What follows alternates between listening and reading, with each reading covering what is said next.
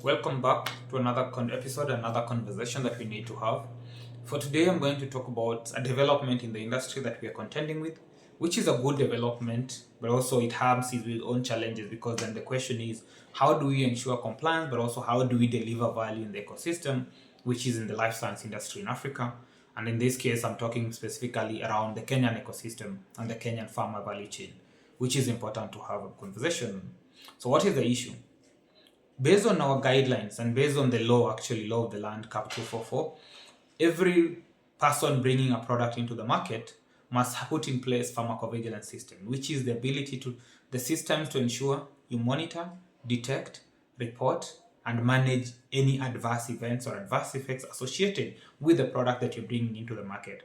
And that is a critical conversation that we're having.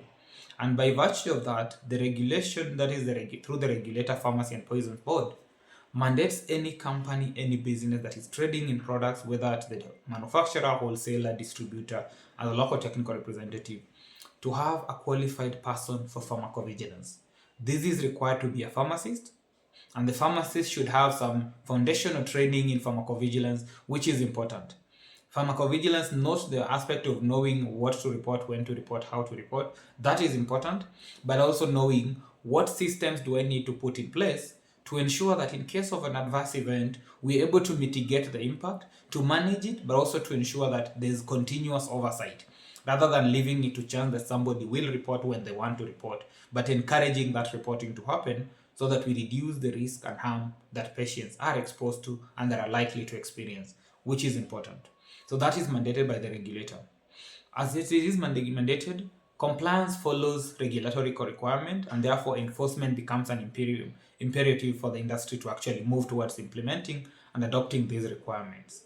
On that account, the Pharmacy and Poisons Board over the last couple of years has been pushing towards ensuring 100% compliance with the mandate to have a qualified person for pharmacovigilance, but also a deputy QPPV, so that in case the designate QPPV is not around, somebody will be available to oversee the system to ensure that any safety concerns are addressed, managed, and resolved appropriately and timelessly, which is very important for our work that we're doing. So on that account then, currently there's a decree actually and there's a notice that has been sent out, and a couple of stakeholders have been notified that they need to ensure they have an appointed qualified person for pharmacovigilance by the 1st of May, which is this coming week on Friday. This week actually on Friday. So it's like 4 days away for compliance, without which there is a risk that some licenses might be revoked and will be revoked to ensure that we protect the market, but also ensure there's regulatory compliance that is happening in our country. We want that to happen, and I would say 100% we support it, because unless you can take accountability and responsibility for the products you bring into the market, you should not have the right to bring any product into the market. And our journey in this is to see how do we help people comply from our training programs, getting people who are qualified with QPPV skills to be able to serve you. Because when they do serve you, we are serving the public, we're building accountability, and we're building trust in what we do as an industry. If you're not able to do that, we offer our own internal QPPV services where we actually also recruit talent to help us manage the services for clients who need those services. So whichever way, we are keen on helping you deliver on that mission, but most importantly, to serve the patients who are counting on us, to build trust in our ecosystem and in our industry, where it is really, really critical and valuable for all of us. So that is a fundamental piece. But the conversation today, with that foundation understanding, is more of understanding how do we scope pharmacovigilance services. And why do I talk about this? I've had conversation where people who understand QPPV, especially some of our learners, they know what needs to be done, they know how it needs to be done, but then the scoping, it becomes an imperative for their negotiations when they are looking at how much should I be paid for this service or how do I do it. And two, what does the different metrics and different aspects come into? The key thing we talk about pharmacovigilance is reporting. But you need to understand that before you report, you need to source. And before you source, you need to have something that gives you the foundation. What should you source for? How do you source for it? How do you manage the communication and all that? And that comes in your core, I would say, Bible in pharmacovigilance is the pharmacovigilance system master file. So the first thing when you're coming in as an individual, coming in as a QPPV, is to audit the entire organizational system and pharmacovigilance and safety system that you need to understand. That is number one. Because once I know how your organization works, the expectation is that the QPPV has oversight of the safety component, the pharmacovigilance system of the organization. Your decision as an expert in the domain area should not be overridden by commercial interest, and therefore there should be some level of autonomy in the power that you have, which means I'll review the organizational matrix from the starting level. Then you go to the next level where you, as an expert in your domain, you now design the systems, develop the pharmacovigilance system master file, write your own Bible, and that Bible must consider what are the different product categories in the organization, what are the risk level that might be attributed to them, and how are we likely to minimize or mitigate for those risks, so that you have already a plan when you're designing your Bible. That is a pharmacovigilance system master file. Ultimately, after that, now develop the standard operating procedures that will give you the interventions and the actions to be taken. When somebody reports a safety issue that, say, maybe an adverse reaction to your product, how long should it take before you report it to the regulator? How do you manage that reporting system? How do you consolidate those reports? What do you look at in terms of signal detection, signal management, signal reporting, and all that ecosystem? You need to be able to understand them. Those will come in your SOP.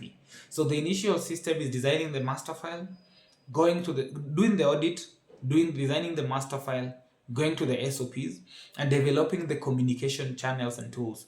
You have a dedicated email address, dedicated mobile number, WhatsApp channel, whatever it is. Get all the communication systems in place. 2, have a periodicity of monitoring all the literature sources that are available where you can get information about your product.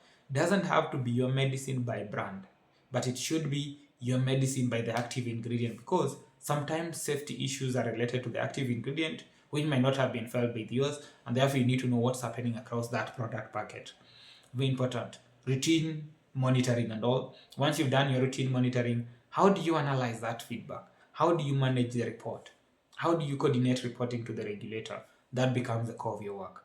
Once you design that system, now the operationalization is the routine month by month monitoring, ensuring you're complying, ensuring you're reporting in time, and ensuring that system is robust enough, and in case of any changes, making reviews to the system that was earlier designed in terms of updating the SOP, training the medical affairs people, training medical representatives, and even the company leadership to understand their obligation and commitment to pharmacovigilance that is important.